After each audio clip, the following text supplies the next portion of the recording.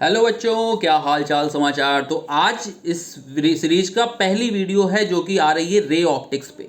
Ray optics में जो जो मेन चीज़ें हैं जिससे क्वेश्चन आने हैं, कॉम्पिटेंसी बेस्ड क्वेश्चन आने हैं, तो उसका भी लॉजिक बताया जाएगा।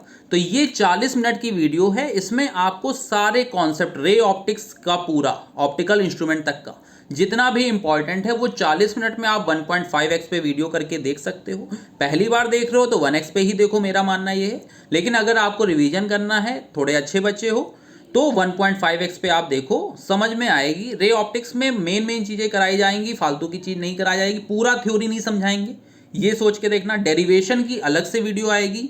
आज की वीडियो में हम लोग केवल बात करेंगे लॉजिक की, डायग्राम की, और उसके बाद कैसे कैसे फॉर्मूले यूज होंगे। क्लियर है। कुछ कुछ डेरिवेशन लगाई गई हैं जो बहुत इंपॉर्टेंट हैं। सारी डेरिवेशन नहीं करनी अभी आपको, उसके लिए एक अलग से वीडियो आएगी। तब माइंड मेकअप करके बैठना कि डेरिवेशन की क्लास है तो कॉपी पेन ले करके बैठना, उसमें लिखते रहोगे, क्योंकि जब तक डेरिवेशन खुद नहीं लिखोगे पेपर में भूल जाओगे। 100% फैक्ट है ये।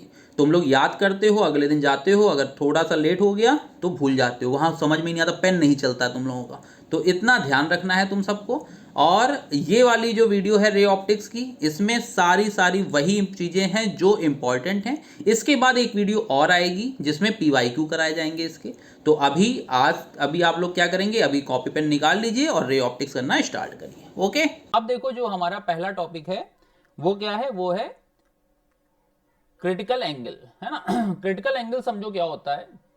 जैसे मान लो कि अगर लाइट डेंसर से रेयर मीडियम में जाती है, ठीक है, डेंसर से रेयर मीडियम में जाती है बेटा, तो डेंसर से रेयर जब जाती है तो जिस भी पॉइंट पे जाती टकराती है, पॉइंट ऑफ इंसिडेंस, उस पे हम लोग बच्चे क्या ड्रॉ करते हैं, नॉर्मल।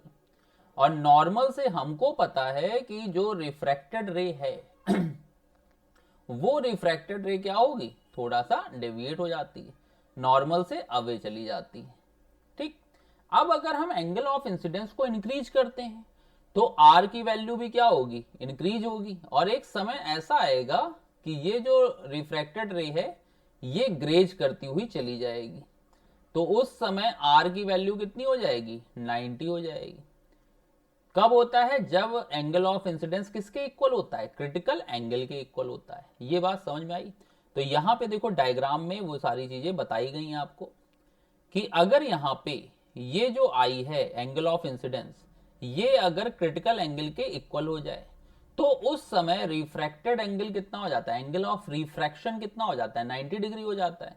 तो उसी केस को हम लोग क्या बोलते हैं, क्रिटिकल एंगल बोलते हैं। कंडीशन क्या है बेटा, लाइट कहां से कहां जानी चाहिए, डेंसर से रेयर मीडियम में जानी चाहिए।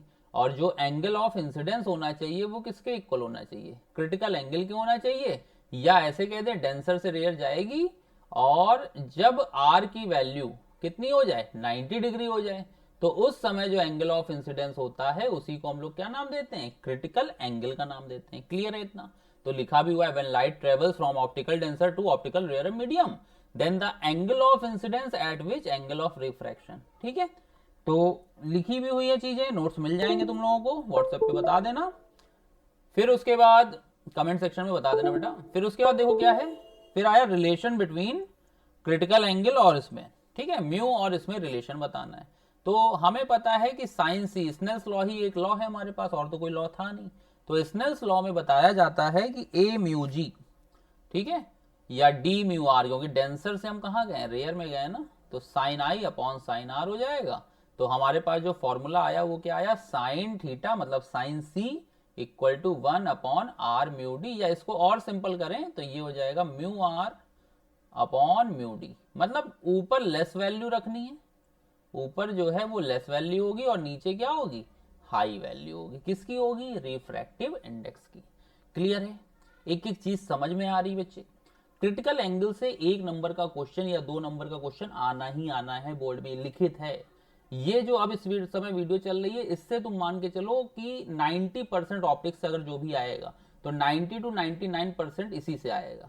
अब 1% के लिए तुम पूरा पढ़ोगे तो भाई वो तो फिर टॉपर ही करेगा ना, और टॉपर के लिए तो वो साल भर मेहनत कर रहा है। तुम अगर आए हो इस वहां पे तो इसका मतलब है कि साल भर बहुत मेहनत तो नहीं की है ना, यही मान के चलना, यही एजम्पशन ले सकते हैं हम। तो कम समय में ज्यादा से ज्यादा आउटपुट आपको यही वीडियो दिला पाएगी। फिर उसके बाद फिर आती है भाई टी आई आर क्या होता है, ठीक है। तो TIR देखो, जब लाइट डेंसर से रेयर में जाए, देखो बेटा क्या होता है, रिफ्रैक्शन होता है, ठीक है, फिर क्रिटिकल होता है, और फिर क्या होता है, रिफ्लेक्शन होता है। क्रिटिकल, जैसे इंसान जब जीता है तो हम लोग बोलते हैं ना क्रिटिकल कंडीशन है इस समय, मतलब वो कहां पे है, ICU में है। बात समझ में आ रही है? तो लाइट या तो इंसान जिएगा या मरेगा या ICU में भर्ती होगा। तो जब ICU में भर्ती होगा तो हम लोग ये तो कहते नहीं मर गया है, हम लोग तो यही कहते हैं ना जी रहा है, अभी ICU में है। तो क्रिटिकल कंडीशन होती है, यही तो बोलते हैं। तो यहां पे देखो रिफ्रैक्शन में तो लाइट बाहर चली जाती है, क्रिटिकल में क्या करेगी, ग्रेज करेगी। कहीं पे अगर ग्रेजिंग वर्ड होगा, पेपर में याद कर लेना, कहीं पर भी अगर ग्रेजिंग वर्ड लिखा है तो इसका मतलब वो क्रिटिकल एंगल को शो कर रहा होगा। फिर आती है रिफ्लेक्शन, कि भाई अब इंसान मर गया, तो यहां से लाइट गई, ये इंसिडेंट रे थी, और ये लौट के वापस आ गई। ये कब होता है, जब एंगल आई ग्रेटर हो जाए किससे, क्रिटिकल एंगल से। तो कंडीशन इसकी इंपॉर्टेंट है। कंडीशन क्या होती है, लाइट जो है वो कहां से कहां जानी चाहिए, ऑप्टिकल डेंसर से ऑप्टिकल रेयरर मीडियम में जानी चाहिए। एंगल ऑफ इंसिडेंस जो है वो ग्रेटर होना चाहिए किससे, क्रिटिकल एंगल से होना चाहिए। ग्लास के लिए तुम्हें याद होना चाहिए कि क्रिटिकल एंगल की वैल्यू कितनी होती है, 42 डिग्री होती है। क्लियर? एक एक चीज समझ में आ रही बेटा? अभी तक हम लोगों ने 2 टॉपिक किए हैं, कौन कौन से, क्रिटिकल और TIR। ठीक, अब बात आती है प्रिज्म की। तो प्रिज्म में देखो, पहले तो प्रिज्म समझ लेते हैं क्या है, और फिर उसके बाद इसको बताते हैं। तो देखो 1 मिनट। अब अगर प्रिज्म समझना है तो पहले तो प्रिज्म के लिए तुम्हें ये पता होना चाहिए भाई, एक ट्रायंगल शेप बना लेते हैं। ठीक है, ये हमारा ट्रायंगल शेप हो गया, मान लो कोई भी हो गया।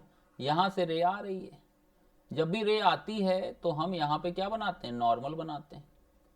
तो ये हो गया हमारा एंगल आई।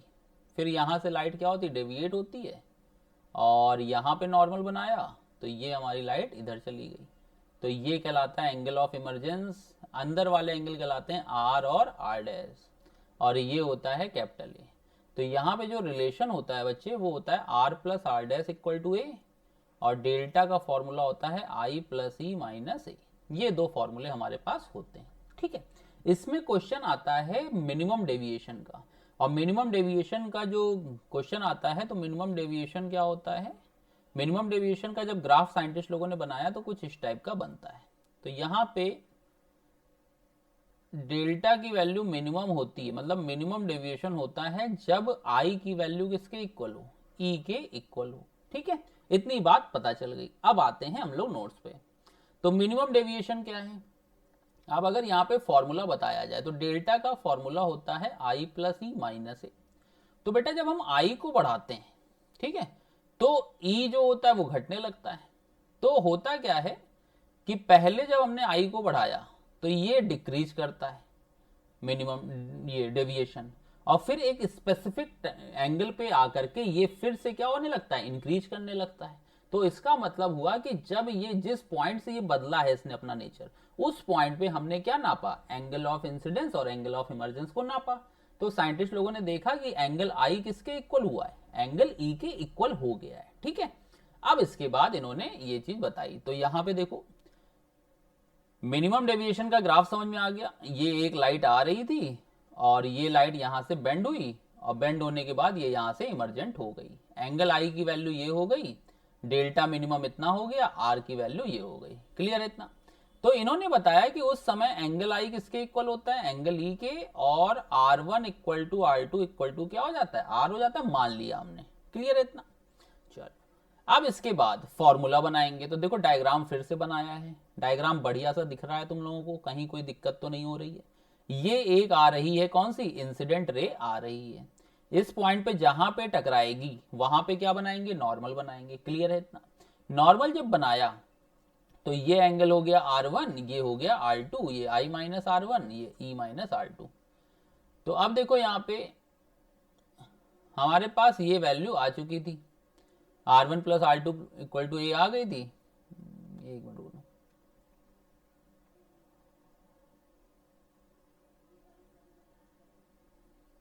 ठीक है। तो यहां पे देखो हमें ये पता चल चुका है कि डायग्राम बना लोगे, अब हमें ये पता चल चुका है कि R1 plus R2 equal to क्या होता है, ए होता है। तो यहां पे आ जाएगा R plus R equal to A. क्यों? क्योंकि R1 और R2 क्या हो चुके हैं, इक्वल हो चुके हैं ना। तो यहां से आया 2R इक्वल टू ए। तो R की वैल्यू हो गई A/2। ठीक। और डेल्टा का जो फॉर्मूला है बेटा वो कितना आया, I plus E minus A. तो यहां से हो जाएगा delta minimum I plus I minus A. तो ये हो गया 2I माइनस ए। तो यहां से 2I की वैल्यू हो गई डेल्टा m प्लस ए, और I की वैल्यू आ गई डेल्टा m प्लस ए अपॉन 2 आ गई। ठीक है, ये हमारा I हो गया और ये क्या हो गया, R हो गया। अब म्यू इक्वल टू क्या होता है, sine I upon sine R होता है। तो यहां से ये वैल्यू आ जाएगी ना, sine delta m plus A/2 upon sine A/2। Clear है इतना? ये सारी चीजें समझ में आ गई। तो यही हमें क्या करना होता है, प्रूफ करना होता है। देखो कितनी प्यारी प्रूविंग है, डायग्राम समझ ही चुके थे। डायग्राम ये बना दिया गया था, I इक्वल टू ई होगा और ये इसके इक्वल होगा, बस उसके बाद सॉल्व करते चले गए, आंसर आ गया। क्लियर है? तो अभी देखो हमारे पास तीन चीजें हुई, कौन कौन सी हुई, क्रिटिकल एंगल। ये सब कॉपी में लिखते रहो शॉर्ट नोट्स में, है ना। यहाँ पे इतने शॉर्ट नोट्स दिए जा रहे हैं यार, उससे छोटा क्या कर दें, है ना। मतलब पूरा रिस्क पे खेल रहे हैं कि अगर ऐसा पेपर बना, इतना ट्रेंडिंग जो चल रहा है, जितना भी लगा रहे हैं दिमाग सब लोग, अगर नॉर्मल पेपर बनेगा, बहुत टफ नहीं बनेगा। ये सोचो आईएससी हुआ, सीबीएसई हुआ, इतना टफ नहीं बना देंगे कि मेंस के टफ बना देंगे, लेकिन जो डेरिवेशन आने हैं वो तो आने ही है ना। न्यूमेरिकल में खेल सकते हैं वो लोग, डेरिवेशन में कैसे खेल लेंगे? डेरिवेशन में लैंग्वेज चेंज कर सकते हैं, आपको पूरी लैंग्वेज के साथ समझाया जा रहा है। तो इस बात का ध्यान रखिएगा आप लोग। क्लियर है इतना? चलो आगे चलते हैं। अब इसके बाद ये वैल्यू पूरी हो गई। अब देखो इसमें जो आता है वो आता है कंडीशन फॉर, न्यूमेरिकल बता रहा हूँ, जो न्यूमेरिकल में कॉम्पिटेंसी बेस्ड क्वेश्चन बोल रहे हो वो यहीं से घूमेंगे। अब कंडीशन फॉर ग्रेजिंग इमरजेंस, है ना। तो ग्रेजिंग इमरजेंस कहीं पर भी मैंने अभी बताया था, क्रिटिकल एंगल क्यों बताया है, क्योंकि अगर टफ क्वेश्चन प्रिज्म का बनाएंगे तो वो क्रिटिकल एंगल से ही रिलेट करके बना पाएंगे। तो अब देखो यहाँ पे कभी भी उन्होंने लिखा है अगर ग्रेजिंग इमरजेंस हो रहा है, ठीक है, मतलब लाइट जो है वो ग्रेज करती हुई जा रही है, तो बेटा लाइट अगर ग्रेज करती हुई जा रही तो ई बताओ कितना होगा, ई की वैल्यू होगी 90 डिग्री। यहां तक तो क्लियर है, कोई भी डाउट नहीं। ठीक है, R1 और ये R2। अब बताओ अगर E 90 हो गया तो R2 किसके इक्वल हो जाएगा, क्रिटिकल एंगल के इक्वल हो जाएगा। ये बात समझ में आ गई। और जब R2 हमारा क्रिटिकल के इक्वल हो गया तो हम क्रिटिकल की वैल्यू तो निकालनी आती है ना हमको, तो साइन C इक्वल टू कितना हो जाएगा, 1/μ हो जाएगा।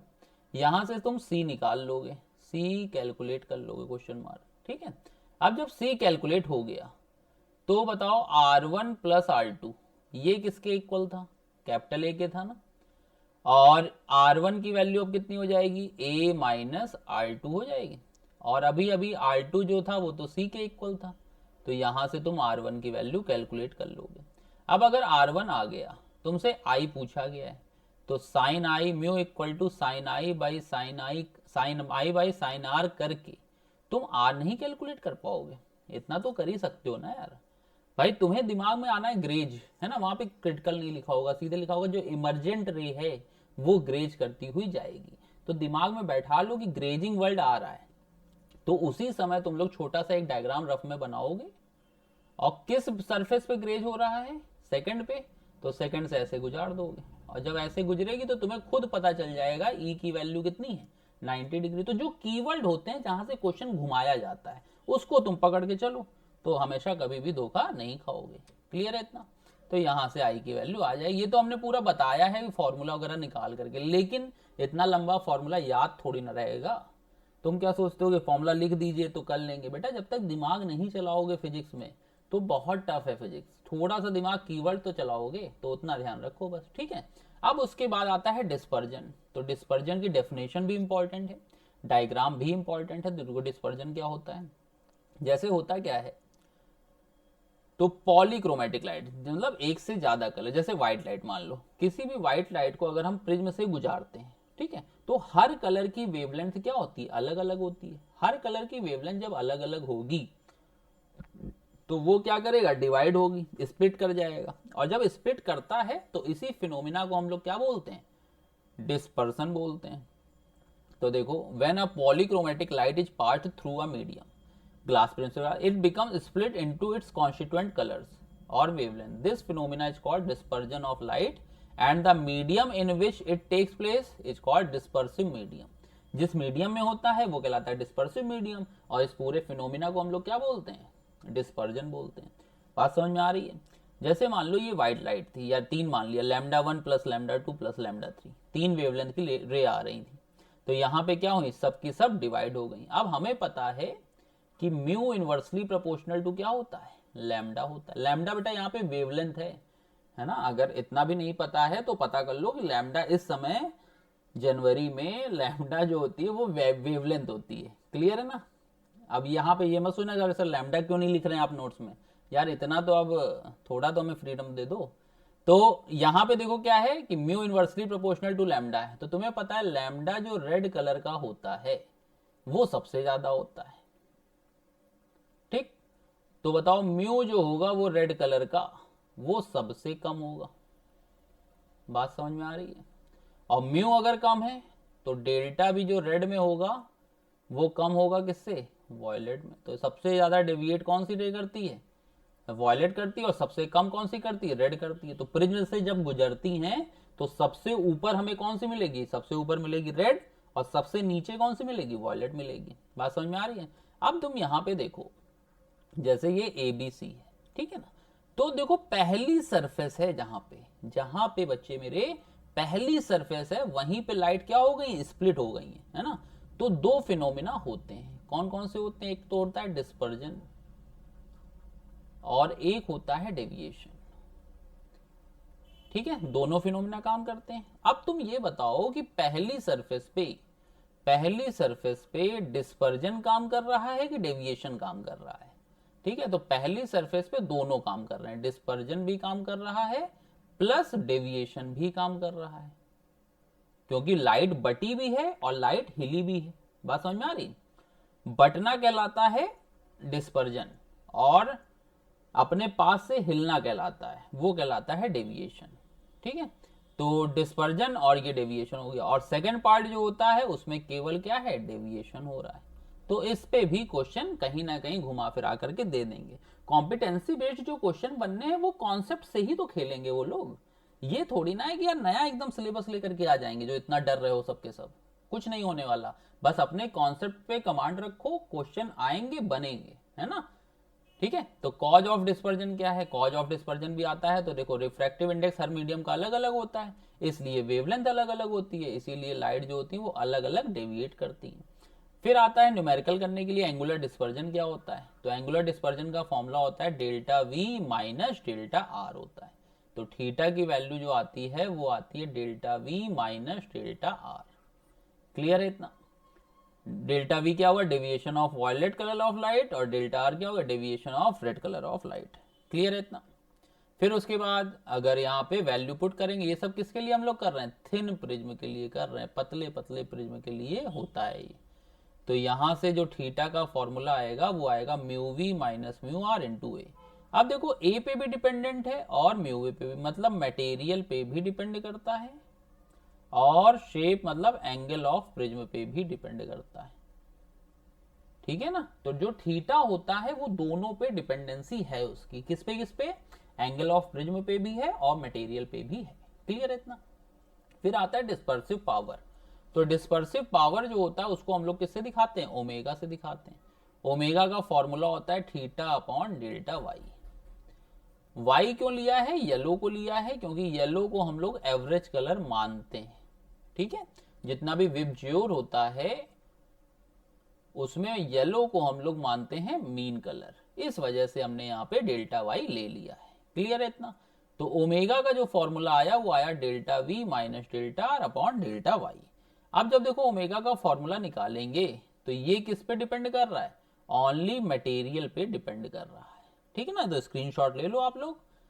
डिस्पर्सिव पावर इंपॉर्टेंट है, इतना पढ़ लेना। जो जो चीजें लिखी हैं नोट्स में ये समझ लो बहुत इंपॉर्टेंट है। ऑप्टिक्स अगर हम आपकी आधे एक घंटे में खत्म करा रहे हैं ना, तो ये समझ लो एकदम मेन पॉइंट है, इतना ही करके जाओ, जिसको भी थोड़ा डर लगता है फिजिक्स में, है ना, इस समय अपनी औकात सबके सब जान चुके होगे। ऐसा तो है नहीं कि 40 नंबर वाला 70 नंबर की सोच रहा होगा, हो ही नहीं सकता, है ना। उसके भी अंदर कहीं ना कहीं दिल में बैठा हुआ है कि नहीं ला सकता मैं इससे ज्यादा। तो बेटा जब टेंशन ना लो फिर, क्योंकि साल भर जब ली नहीं है तो अभी लेके क्या कर लोगे, कुछ नहीं कर पाओगे ना। तो इसलिए टेंशन उतनी ही लो जिससे कुछ भला होने वाला हो। फालतू की टेंशन से बीपी बढ़ता है और कुछ नहीं होता। अब देखो note, mu Y equal to क्या लिखा है, mu V plus mu R by two. Mu V क्या है, वॉयलेट, म्यू आर क्या है, रेड, बाई टू, है ना। तो यहाँ पे ओमेगा का फॉर्मूला ये भी बन सकता है फ्लिंट और क्राउन ग्लास के लिए। अब यहाँ पे देखो, ओमेगा जो होगा हमेशा पॉजिटिव होना चाहिए। ओमेगा फ्लिंट ग्रेटर देन क्या होता है, हमेशा ओमेगा क्राउन होता है। दो तरीके के ग्लास होते हैं, एक होता है फ्लिंट ग्लास, एक होता है क्राउन। तो ओमेगा जो फ्लिंट का होता है वो क्राउन से ज्यादा होता है, ठीक है। किस पे डिपेंड करता है, depends only on the nature of the medium. ये सब जो जो पॉइंट लिखे हैं समझ लो एकदम कीवर्ड हैं, इस पे एक एक लाइन पे क्वेश्चन बन सकता है। फिर आता है अब स्फेरिकल सरफेस से प्रूविंग। बात समझ में आई, क्लियर है इतना। अब स्फेरिकल से जो प्रूविंग आ रही है उसमें तुम ध्यान दो, इसमें हमें प्रूफ करना होता है mu two by V minus mu one by U equal to mu two minus mu one upon R, ठीक है। ये हमें प्रूफ करना होता है। तो इसके प्रूफ करने के लिए हम यहाँ पे प्रूविंग वाला करते हैं स्टार्ट। तो देखो यहाँ पे ग्राफ बना ही हुआ है। यहाँ पे देखो एक कॉनकेव स्फेरिकल सरफेस मान ली, कॉनकेव स्फेरिकल सरफेस मान ली है। तो यहाँ पे एक ऑप्टिकल मीडियम हो गया और एक डेंसर मीडियम हो गया। अब जब ऑप्टिकल और डेंसर की हमने बात की तो देखो यहाँ से ऑब्जेक्ट है, इनको उससे समझा दें, ये क्या है, ऑब्जेक्ट है। ऑब्जेक्ट से एक रे गई यहाँ पे, तो रे गई तो यहाँ पे जहां भी टकराएगी वहां क्या बनाओगे, नॉर्मल बनाओगे। और नॉर्मल हमेशा कहां से पास होता है, सेंटर ऑफ कर्वेचर से पास होता है। तो ये हमारा सी से पास हो गया। अब बताओ लाइट रेयर से डेंसर गई है ना, तो जब लाइट रेयर से डेंसर गई है तो लाइट को क्या होना चाहिए था, टूवर्ड्स द नॉर्मल जाना चाहिए था। तो लाइट को ऐसे जाना चाहिए था, लेकिन लाइट जो होगी वो नॉर्मल की तरफ क्या होगी, बेंट होगी। तो ये बेंट हुई तो ये मान लो इमेज बन गई। ये हो गया सेंटर ऑफ कर्वेचर, ये हो गया ऑब्जेक्ट। अब हमने m से एक परपेंडिकुलर डाल दिया तो हो गया n। तो डायग्राम थोड़ा बहुत समझ में आया आपको, डायग्राम बनाओगे तुम लोग तो और अच्छे से समझ में आएगा। अब उसके बाद देखो, अब यहाँ पे तुम्हारा ऑब्जेक्ट जो एंगल बनाता है उसको मानोगे अल्फा। मैं वो ट्रिक बता रहा हूं जो तुमको याद करनी, जैसे तुम लोग गंदे से याद करते हो ना, ये ऐसा होगा। ये कई बार तो बच्चे इतना गंदा याद करते हैं कि डायग्राम भी नहीं बनाते और ए बी बी सी सब अपने मन से लिख लेते हैं। इतना गंदा नहीं याद करना है, एक डायग्राम बनाओ यार। ऑब्जेक्ट का जो एंगल है उसको अल्फा दिखाया करो, इमेज वाला जो एंगल है उसको बीटा दिखाया करो, जो सेंटर वाला एंगल होता है उसको गामा दिखाया करो, ठीक है। एंगल ऑफ इंसिडेंट रे वाला जो एंगल होता है उसको आई दिखाया जाता है, रिफ्रैक्टेड रे का जो एंगल होता है उसको आर दिखाया जाता है। बात समझ में आई। तो देखो ऑब्जेक्ट वाला एंगल हो गया अल्फा, इमेज वाला हो गया बीटा, सेंटर ऑफ कर्वेचर वाला हो गया गामा, ये 90 हो गया, ये एंगल आई हो गया, ये एंगल आर हो गया। ये जो प्रूविंग होती है ये किस पर काम करती है कि किसी भी ट्रायंगल में जो एक्सटीरियर एंगल होते हैं उनका जो सम होता है, ठीक है, उनका जो सम होता है, एक मिनट रुको बेटा, उनका जो सम होता है वो इंटीरियर एंगल के इक्वल होता है, ठीक है। ये चीज याद रखनी होती है हमको। तो देखो अब यहाँ पे हमें पता है ना कि, बताओ यहाँ पे अगर हम गामा आई की बात करें, जूम कर देते हैं ताकि समझ में आ जाए तुम्हें। डायग्राम जूम कर दिया है, देखो डायग्राम दिख रहा है। डायग्राम में तुम ध्यान दो तो ये जो आई एंगल है, ठीक है, ये बाहर वाला एंगल है ना, एक्सटीरियर एंगल है। और अल्फा और गामा ये तुम्हारे क्या है, इंटीरियर है। तो आई इक्वल टू क्या हो जाएगा, अल्फा प्लस गामा हो जाएगा। ये हम कौन सी सरफेस से बता रहे थे, कॉन्वेक्स वाली से बता रहे थे। फिर उसके बाद गामा की अगर हम बात करेंगे तो गामा हो जाएगा आर प्लस बीटा। अब तुम्हारे पास स्नेल्स लॉ के अलावा कोई लॉ है ही नहीं, ठीक है। स्नेल्स का बहुत बड़ा नाम था ऑप्टिक्स में, वो तो बाद में छुपा दिया गया, उस समय पॉलिटिक्स हुई होगी। तो आई की वैल्यू हो गई अल्फा प्लस गामा, आर की वैल्यू हो गई गामा माइनस बीटा। अब म्यू इक्वल टू क्या होता है, म्यू इक्वल टू होता है sine I upon sine R. अब यहाँ पे बच्चे साइन आई और साइन आर की वैल्यू लेनी होगी। ऑप्टिक्स में जुगाड़ बहुत लगाते हैं, तो कहीं पे भी जहां तुम्हारा मन ना हो रहा हो साइन हटा देना, जहां मन ना हो रहा हो टेन लगा देना। तो ये सब कॉन्सेप्ट होते हैं। तो यहाँ पे कह देंगे छोटे एंगल हैं, जुगाड़ लगाने के लिए लिखना पड़ता है कि आई और आर क्या है, छोटे एंगल हैं, तो एजम्पशन लेना पड़ेगा। तो ये हो जाएगा आई बाई आर, इसको mu two by mu one बोल देंगे। तो देखो यहाँ से प्रूविंग करना स्टार्ट कर दी है। अब तो अब लिख नहीं रहे हैं ताकि टाइम ना वेस्ट हो, समझा दे रहे हैं। तो यहाँ पे देखो हर एक चीज समझ में आ गई। अब आई अपॉन आर लिया, आई अपॉन आर लेने के बाद इसको इससे क्रॉस मल्टीप्लाई कर दिया, इसको इससे कर दिया, तो ये हो गया आई की वैल्यू आ gamma plus alpha gamma minus beta, और उसको लेकर के सॉल्व कर लिया। ठीक है, प्रूविंग की एक अलग से हम बनाएंगे वीडियो, जिसमें अभी तक एसी तक हो चुका है। उसके बाद के जो चैप्टर हैं पार्ट 2 के, उसमें प्रूविंग है भी कम, ऑप्टिक्स में ही है थोड़ी बहुत, उसके बाद कम है, इसीलिए हम भी वेट कर रहे हैं ताकि पेपर टाइम में ही वो प्रूविंग याद करो, क्योंकि वो समझने वाली कम है, एक बार प्रैक्टिस करनी है। इसीलिए मैं सोच रहा हूँ पेपर जैसे ही पास आएगा तब एक वीडियो बना के डाल दूंगा। ठीक, तो ये तुम्हारी इसमें वैल्यू पुट करते चले गए, और ये जो फाइनल आंसर आया ये हमको याद रखना होगा, mu two by V minus mu one by U equal to mu two minus mu one by R. Clear है इतना? लेंस मेकर फॉर्मूले की प्रूविंग बहुत इंपॉर्टेंट है, ये करनी है अभी आपको। ये मैं इस वीडियो में नहीं करा रहा हूँ, इस वीडियो में मैं मेन टारगेट हमारा ये था कि कम से कम समय में कॉन्सेप्ट बता दिए जाए कि ये दिमाग में रखना है, और कहीं नोट करो तुम लोग, कहीं पे भी अगर डेरिवेशन के इंपॉर्टेंट लिख रहे हो तो वहां नोट करो कि लेंस मेकर बहुत इंपॉर्टेंट है। क्लियर है इतना? अब इसके बाद 1/f का फॉर्मूला हो गया इतना, और एक लेंस इक्वेशन होती है, इसकी प्रूविंग तो इतनी इंपॉर्टेंट नहीं है। 1/f की वैल्यू गई 1/v माइनस 1/u। क्लियर है इतना? प्रूविंग के लिए जंक्शन लिया हुआ है, प्रूविंग की हुई है, अगर स्क्रीनशॉट लेना हो तो ले सकते हो तुम लोग। तो ये है वीडियो में स्क्रीन में, फिर ये डन, फिर ये प्रूविंग। ठीक है, तो ये तुम्हारा लेंस मेकर फॉर्मूला हो जाएगा। अब लेंस मेकर फॉर्मूला के बाद एक तुम्हारा आता है मैग्निफिकेशन के बारे में। ठीक है, तो मैग्निफिकेशन को एक बार समझ लो, इस पे 1 नंबर का क्वेश्चन कुछ ना कुछ कॉम्पिटेंसी में बन जाएगा। तो मैग्निफिकेशन जो होता है बेटा, वहां पे ऐसे समझो कि अगर m की वैल्यू निगेटिव है ना, दो ही हो सकती है, या तो m की वैल्यू पॉजिटिव होगी या m की वैल्यू निगेटिव होगी। अगर m की वैल्यू निगेटिव है तो जो इमेज होगी वो कैसी बन रही होगी, रियल इमेज बन रही होगी। और रियल इमेज बनाने की जिम्मेदारी जो ली हुई है वो किसने ली हुई है, कॉन्वेक्स लेंस ने ली हुई है। ठीक है, मतलब जो भी तुम्हारी रियल इमेज बनेगी वो कौन सा लेंस बनाएगा, कॉन्वेक्स लेंस बनाएगा। और m की वैल्यू पॉजिटिव अगर है तो इसका मतलब वर्चुअल इमेज होगी, वर्चुअल इमेज होगी। ये बहुत इंपॉर्टेंट है चार्ट, इससे 1 नंबर का क्वेश्चन आएगा ही आएगा।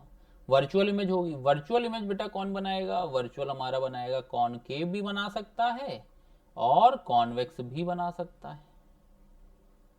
ठीक है, कॉन्वेक्स जो बनाता है वो बनाता है लार्ज, कॉन्वेक्स में जो इमेज बनती है वो कैसी बनती है, लार्ज इमेज बनती है।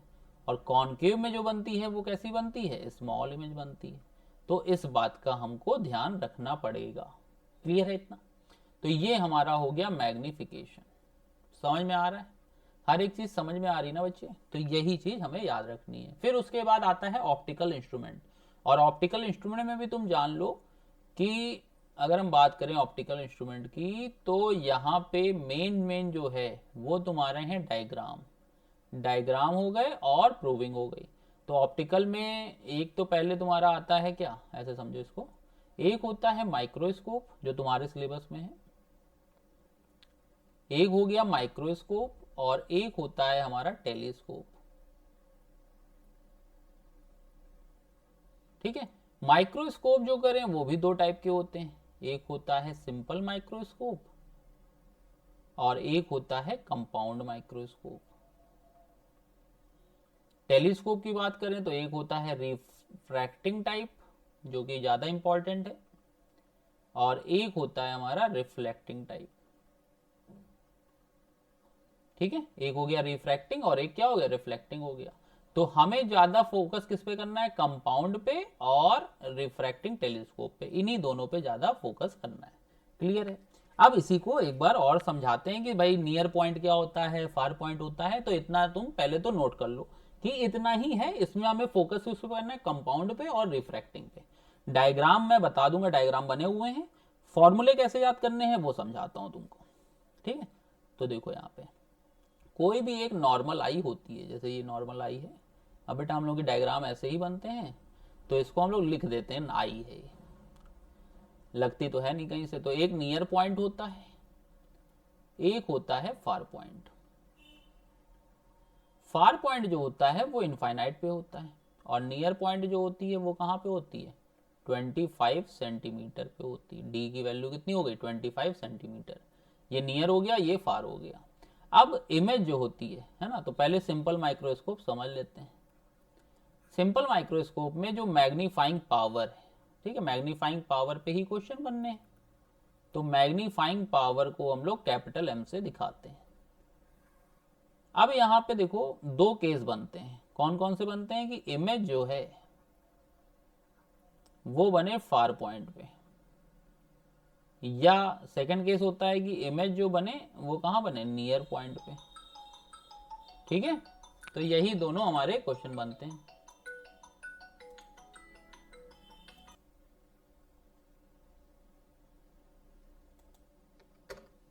तो यहां पे देखो ये हमें मैग्नीफाइंग पावर हो गई, फार पॉइंट की हो गई और इसकी हो गई। तो फार पॉइंट के लिए जो m का फॉर्मूला होता है वो तुम्हारा होता है कितना, वो होता है d/f। और यहां पे जो होता है वो होता है 1 + d/f।